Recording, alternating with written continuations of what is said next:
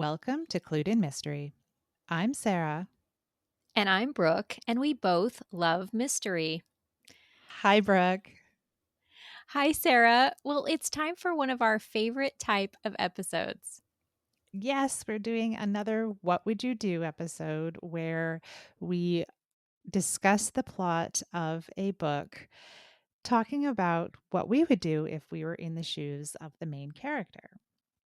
We do dive pretty deep into the plot. So if you haven't yet read the book, we suggest that you do that if you don't want any spoilers. And this time we are doing Lisa Unger's The New Couple in 5B. We meet true crime author Rosie Lowen in a precarious period in her life. Writing her second book isn't going well. Her actor husband, Chad, hasn't had a breakthrough role yet, and they're running out of money. Despite this, the couple is happy and in love, even trying to start a family. Things start to turn around when Chad's uncle Ivan leaves Chad and Rosie his multi-million-dollar apartment in his will.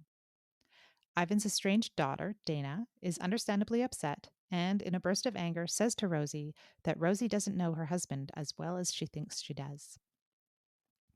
Chad brushes the comment aside, and the couple prepares to move into the Windermere, the pre war building where they had nursed Ivan through a terminal illness. The building is also the subject of Rosie's new book, and she views moving into the apartment as an opportunity to dive even deeper into her research, the dark history of the building and its residents, and to turn her book proposal around.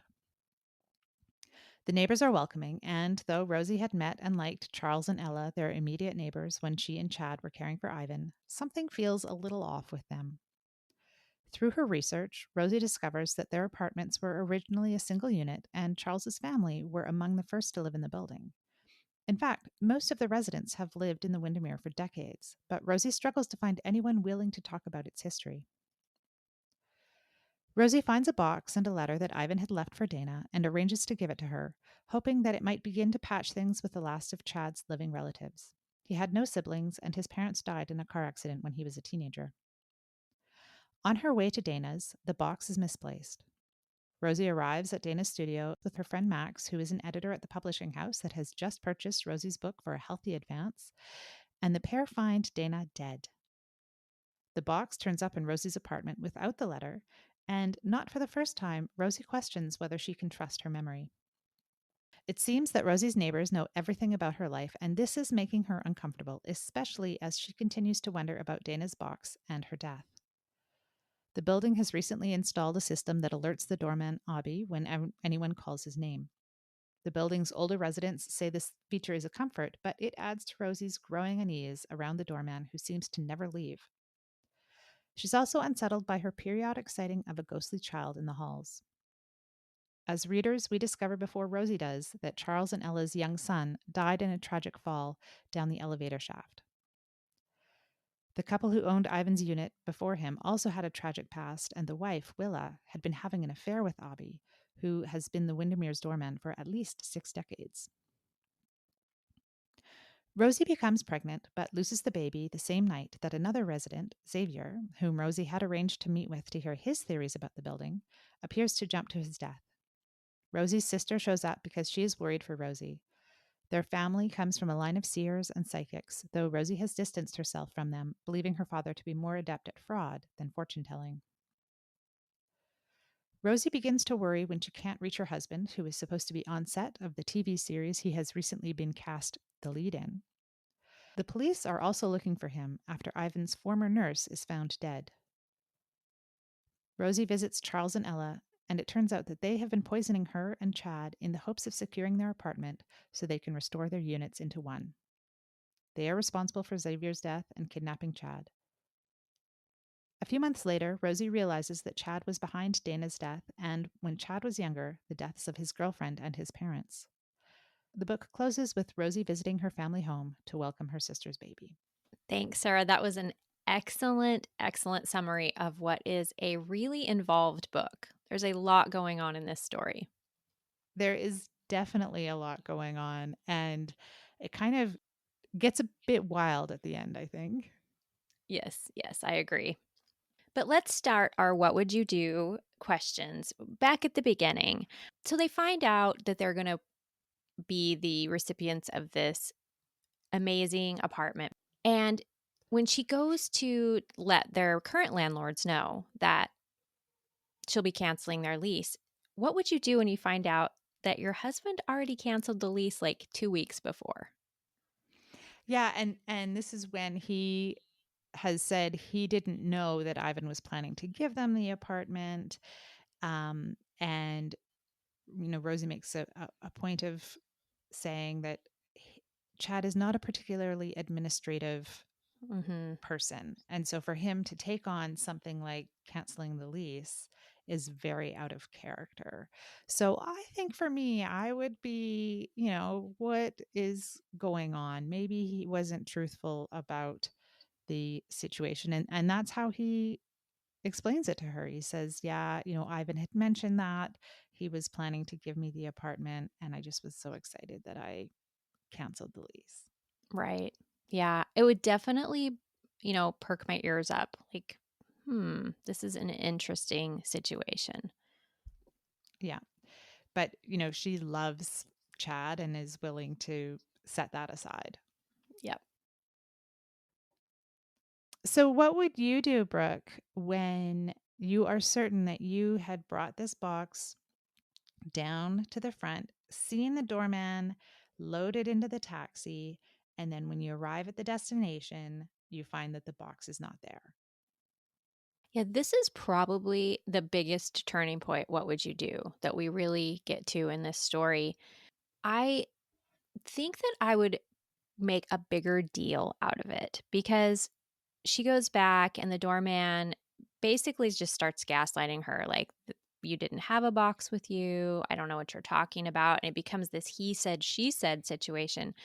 But I just feel like I would have, like, maybe solicited some help from my husband in confronting him or my friend, because at that point, she's getting along quite well with Ella, the next door neighbor. Like, come on, somebody help me here because he's basically telling me I'm crazy, and I know that I'm not. Well, and, Xavier is in the elevator with her when she's got this box, and she asks Abby to put her in touch with Xavier. Why she doesn't go and knock on his door, I don't know. Mhm. Because I think that's probably one of the things that I would have done Yeah, is, good point. you know, figured out which apartment is he in. And maybe Abby's not going to tell you, but surely one of the other residents is going to do that. And just say, hey, do you remember me having this box in the elevator? Right. Because at this point, even if nothing else was going to come of it, I'd want to make my point with this guy. Like, you whether it was by an accident or whatever, you didn't load the dang thing, but I had it with me. Hmm.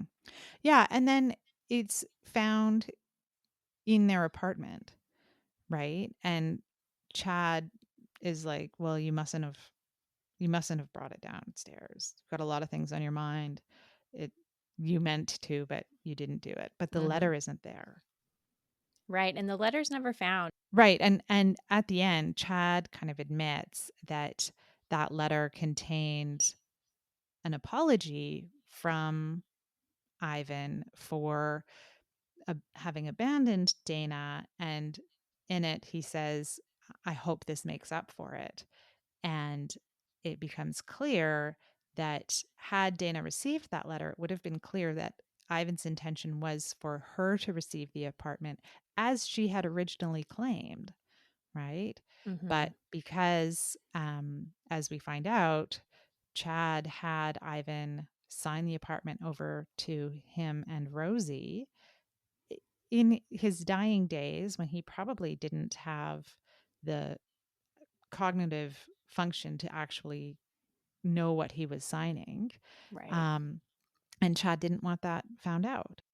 Mhm. But it actually would have been too late even if she had that letter and had that box, because when she shows up to Dana's house and, here's another one. What would you do when you get there and this woman who just called you and said, "Let's get together. I have important information for you," is dead, and it sort of appears like a suicide. Yeah, I would be really unsettled. And, I didn't mention this in the introduction, but this isn't the first kind of tragic event that Rosie has witnessed in recent days. The book opens with her and Max having lunch and witnessing a terrible accident between a cyclist and a car or truck. I think it would really rattle me. Mhm. Right. And I think those questions, again, we've got Chad canceling the lease, Dana suddenly dying. I think those questions would really be, at top of mind for me. But I don't think we see Rosie really processing that way at this point in the story. She's still willing to trust Chad. Yeah, because I think he was supposed to have been at a rehearsal and she might have even gotten a call from someone saying, "Hey, where's Chad?" And he has an excuse for her for, why he wasn't where he was supposed to have been. And, much later at the end of the book, we learn that he was killing his cousin um, Hmm. at the time. But kind of in the initial wrap up, Dana's death is blamed on Charles and Ella as part of their plan to secure that apartment, right? Chad has, he's got an excuse for every question that Rosie has for him. Yeah. I did enjoy Lisa Unger's use of having an actor in this character's role because it made me imagine what that would be like being married to an actor. This person who is potentially capable of portraying anything they want to you, that they're very good at, they can cry, they can be angry, they can, Hmm. just, you know, manipulate the situation because of this talent and skill that they have. That would be really unnerving. I think that's a great point, Brooke. And an actor is a really great character to have as an unreliable narrator, right? And Mhm. in this book, Chad isn't the narrator, but he's definitely an unreliable character. So just thinking about that and Rosie's background, where her family, are fortune tellers and psychics and tarot card readers. Um, and there is kind of a thread of this evil eye necklace that several of the characters have.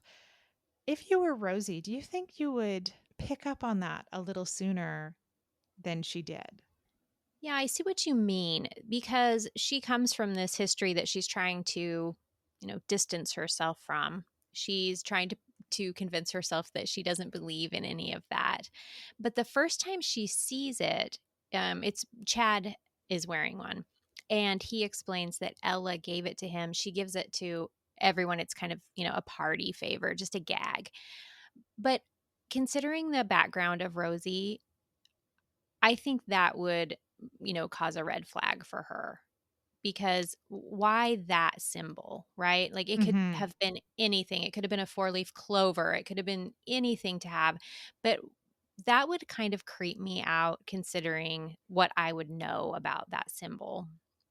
Yeah, and she first notices Chad wearing that necklace the day that Dana dies, right? And then Dana also has a version of this necklace when Rosie finds her. I wonder if I wouldn't have drawn some conclusions a little earlier, but we hear from Rosie about how much she loves her husband, and clearly she's just willing to set aside any of those questions. Hmm. I will say the detail of the necklace never really made a lot of sense to me because I was confused. I assumed as it was being, dropped throughout the story that they were in some sort of alliance together. Anyone with the Mhm. Mhm. necklace is part of the quote unquote bad guys. But that didn't come to pass. And I wasn't sure why these people would continue to wear the necklace that Ella gave them. Um, but, I guess that's neither here nor there. I do agree with you though, Brooke. I wonder if there wasn't some intention behind it originally that got removed in the editing of the books, because she Rosie does observe several people with this necklace, and you would think that there was some meaning behind it. Mhm. But we do learn that Charles's family is also a family of fortune tellers or mystics, and there's other people in the building who kind of have that affinity, right? They have this, um, is it a fortune telling night Yes. that seems to happen regularly as well.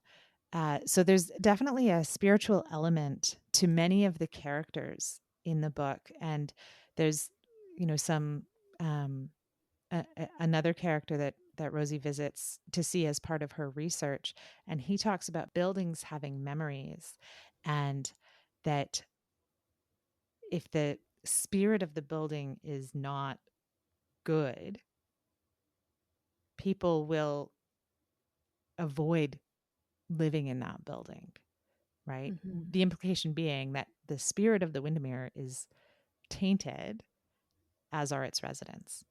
Mhm. Which ties in really nicely to these sightings of this little ghost boy that she sees. She sees him for the first time, like, the very day that she is there as a resident. And, that was one of my questions for you. Given her past and now her accidental living there, what would you do if you're in the basement and you see the ghost of a little boy and he's, like, clearly been harmed, right? He has, Mhm. like, Mhm.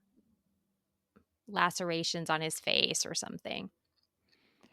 Yeah, I think I would be pretty creeped out, especially given her background, right? Where, I mean, she has distanced herself from it, but I think she does believe in some people, maybe not her father having any of those skills, but I think she does believe, and even in herself, she kind of talks about that she had a bit of a affinity for um, being able to predict what was going to happen. I think there's a scene where she talks about it being in the kitchen when she was quite young, and talking about fire, and then there was a fire later that day. I think she has ignored that and not cultivated that in herself, but she certainly acknowledges that there is this other dimension Mhm. of life that some people can sense. Yeah. I wonder too, if I think about being Rosie, if that would have, as much as she would hate to admit it, if that would encourage her to contact her family. She does the opposite in the story. She just, Hmm. like, really does not want to go there. But I almost wonder if I would be like, I need to talk at least to my sister because she's kind of close to her sister. Like, I want to share this, like, Yeah. have somebody else who knows what I know talk through this. I don't know. Yeah, and she does have a conversation with her sister, but she's quite abrupt, and it was her sister who initiated it, right? But yeah, I wonder, Brooke, if you wouldn't just try and reconcile kind of what's going on, because she also later in the book sees Willa's ghost, right? Who um warns her, and she does take that warning, Hmm. right? But she doesn't take her sister's warning. Her sister says, I keep having this dream where you're being drained by a vampire, right? And Living in a castle. living in a castle, being drained by a vampire. And she's just moved into this old, large building that you could imagine was castle like, in terms of the amount of space that it took up in New York. Um, and yeah, so she doesn't listen to her sister. She doesn't even really wanna think about what her sister might mean. Mm-mm. Maybe enough has happened by the time that she sees Willa, she does recognize that she's being warned. Yeah, that's a great question, Brooke. What would you do there? What would you do? So, there's a couple of occasions in which she can't reach her husband, and this is towards the end of the book. Her husband is supposed to be on set in upstate New York, can't get a hold of him. Um, Also can't get a hold of her lawyer, who happens to be her husband's ex. And so Rosie then goes to the ex's apartment and talks her way in. She's got a key because in the past she's looked after the cat. What would you do? Yeah, I mean, my assumption would be those 2 ran off together, right? Mhm. So, I think I would try a little harder to get in contact with them. But at the same time, I do feel for Rosie. Her other ally, who is Max, her editor, is not helpful at this point. He's been fired, and so he's, kind of having his own issues. But, I could imagine myself calling anyone that I know that works with Chad and trying to figure out where they are because that was where my mind would go. I mean, it's mentioned throughout the book that they used to be a couple and now they're both gone. Yeah. What would you do, Sarah? Yeah, I mean, she's got the key. Yeah, I probably would at least try and check out the apartment, and she does learn a fair amount of information in doing that, right? She finds this phone that Olivia has and realizes that a lot of people who have claimed not to have known each other actually did, right? She sees an art opening, I think Dana's art opening. There are some of the neighbors are there and other people who have all claimed that they didn't know each other previously. So that's a piece of information. And then also she discovers that Max and Olivia are having a relationship. Not that that is a particularly important um, piece of information for the story. Like that's not, it's Mm-mm. actually not relevant to the story. But I think it's just for her another example of people keeping information from her. Yeah. She's definitely on the outside of so much that's happening. Hmm. So, Brooke, when Rosie is feeling pretty lost towards the end of the book, she can't get a hold of her husband, can't get a hold of the lawyer, can't get a hold of Max. She goes next door to Charles and Ella for a little bit of support. Would you have suspected them at any point? I think that Unger does a really good job of camouflaging them. I mean, I definitely had my suspicions, and I think Rosie does too. Something just feels off. But I could definitely see myself turning to Ella. I mean, she's like a motherly age to me, and I'm just needing some support. They're right next door.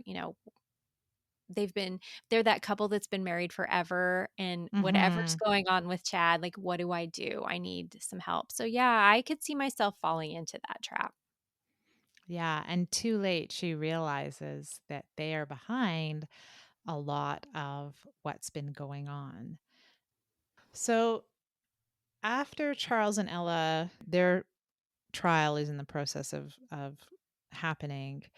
Um, and so this is, several months after what they were up to has been uncovered. Rosie realizes that Chad still may not be as honest as she would like him to be. Again, she's called by someone connected to the television production saying Chad was supposed to be here and he wasn't. And at the same time, there's news that the brother of his girlfriend who died, um, who he was charged with and is serving time for that death, he has died in prison. And Rosie figures out that Chad is behind this man's death in prison, as well as the girlfriend's death Mhm. and the death of his parents. That's right. So, rather than Charles and Ella being behind all the deaths, she starts to put together that it's actually 2 different scenarios. And, the book ends with Chad taking his own life, and Rosie is left alone. Yeah, because she realizes that he also killed Dana and Ivan's nurse because the nurse had seen him coercing Ivan into signing the apartment over to them. Right. So yeah, she's left, and I mean, what would you do?